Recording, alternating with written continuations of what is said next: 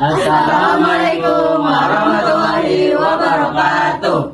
Halo semuanya, perkenalkan kami dari kelompok 4 akan mempresentasikan tentang sistem komputer. Sebelum masuk ke materi, izinkan kami memperkenalkan diri terlebih dahulu. Saya Maira Zahra Amira Rahmani dari kelas 10J. Saya Fahira Putri Sagita dari kelas 10J. Saya Siti Nurzara dari 10J. Saya Nurlan Hanasari dari kelas 10J. Saya Muhammad Rahmatullah dari kelas 10J. Saya Muhammad Hiban Mutakin dari kelas 10J. Saya Muhammad Zikral Bisina dari kelas 10J. Yang pertama ada 5 contoh komponen komputer. Pertama ada RAM, menyimpan data program yang sedang aktif berjalan agar dapat diakses oleh CPU dengan cepat. Yang kedua ada CPU, prosesor otak komputer melakukan semua perhitungan dengan logika dan eksekusi instruksi program. Yang ketiga ada printer, perangkat output yang mengubah data menjadi salinan fisik di atas kertas. Yang keempat ada mouse, perangkat input yang menggerakkan kursor dan berinteraksi secara grafis.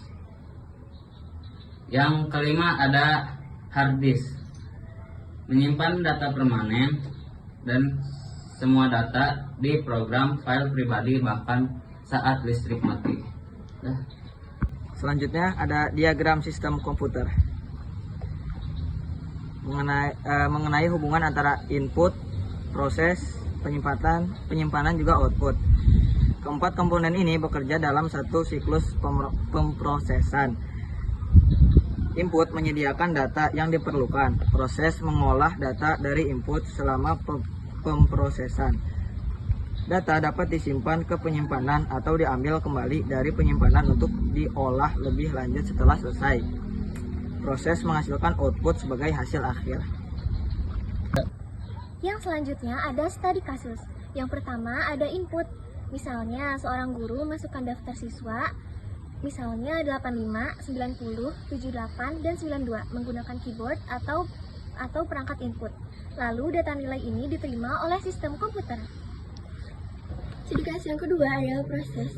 Komputer CPU segera menghitung total jumlah nilai dan membaginya dengan banyaknya nilai untuk mendapatkan rata-rata. Selama perhitungan ini, data nilai mungkin disimpan sementara di RAM. Selanjutnya ada studi kasus ketiga adalah penyimpanan. Setelah rata-rata dihitung, komputer menyimpan rata-rata nilai dan daftar nilai asli siswa ke hard drive atau SSD untuk pengeluaran arsip atau penggunaan di masa depan. Ini adalah penyimpanan permanen. Studi kasus yang keempat adalah output. Hasil akhir rata-rata misalnya 86,25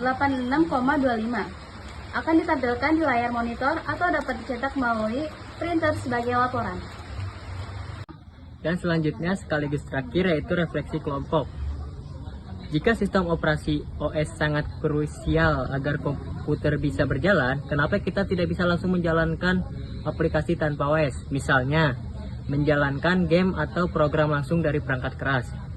Hal baru yang kami dapatkan adalah sistem operasi yang memiliki banyak fungsi di dalam sistem komputer seperti mengelola hardware, mengatur file dan penyimpanan, mengelola proses dan multitasking, dan lain-lain.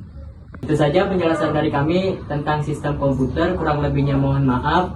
Wassalamualaikum warahmatullahi wabarakatuh.